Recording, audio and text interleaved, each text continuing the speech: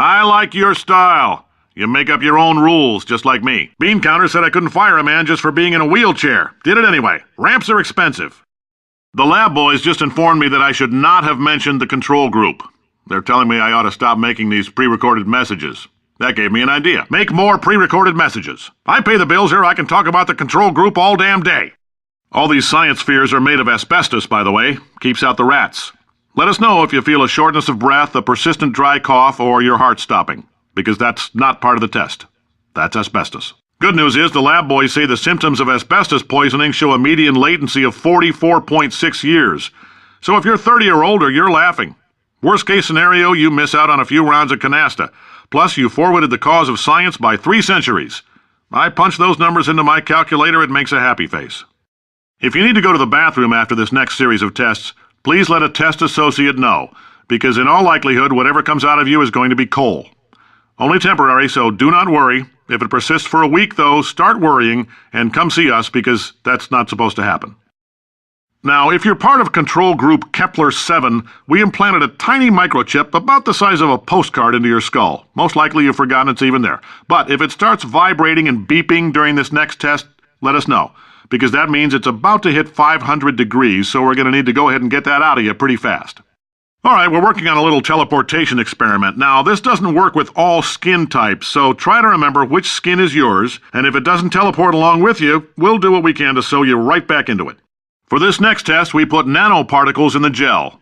In layman's terms, that's a billion little gizmos that are going to travel into your bloodstream and pump experimental genes and RNA molecules and so forth into your tumors. Now, maybe you don't have any tumors. Well, don't worry. If you sat on a folding chair in the lobby and weren't wearing lead underpants, we took care of that too.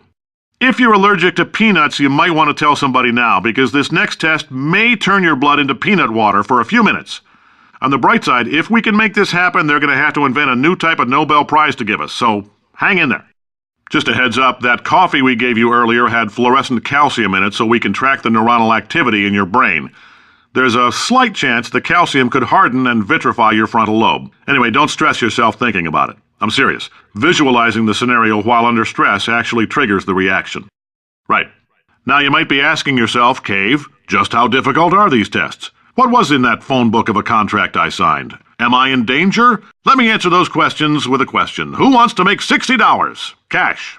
If you're interested in an additional $60, flag down a test associate and let them know. You could walk out of here with 120 weighing down your bindle if you let us take you apart, put some science stuff in you, then put you back together, good as new.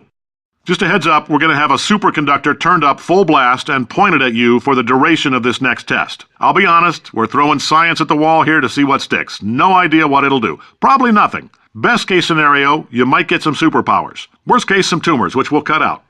If you've cut yourself at all in the course of these tests, you might have noticed that your blood is pure gasoline. That's normal. We've been shooting you with an invisible laser that's supposed to turn blood into gasoline, so all that means is it's working. I'm telling them, keep your pants on. All right, this next test may involve trace amounts of time travel. So, word of advice, if you meet yourself on the testing track, don't make eye contact. Lab boys tell me that'll wipe out time. Entirely. Forward and backward. So, do both of yourselves a favor and just let that handsome devil go about his business. Science isn't about why, it's about why not. Why is so much of our science dangerous? Why not marry safe science if you love it so much? In fact, why not invent a special safety door that won't hit you on the butt on the way out, because you are fired? Not you, test subject. You're doing fine. Yes, you. Box your stuff. Out the front door. Parking lot. Car. Goodbye. Those of you helping us test the repulsion gel today, just follow the blue line on the floor. Those of you who volunteered to be injected with praying mantis DNA, I've got some good news and some bad news. Bad news is we're postponing those tests indefinitely. Good news is we've got a much better test for you. Fighting an army of mantis men. Pick up a rifle and follow the yellow line.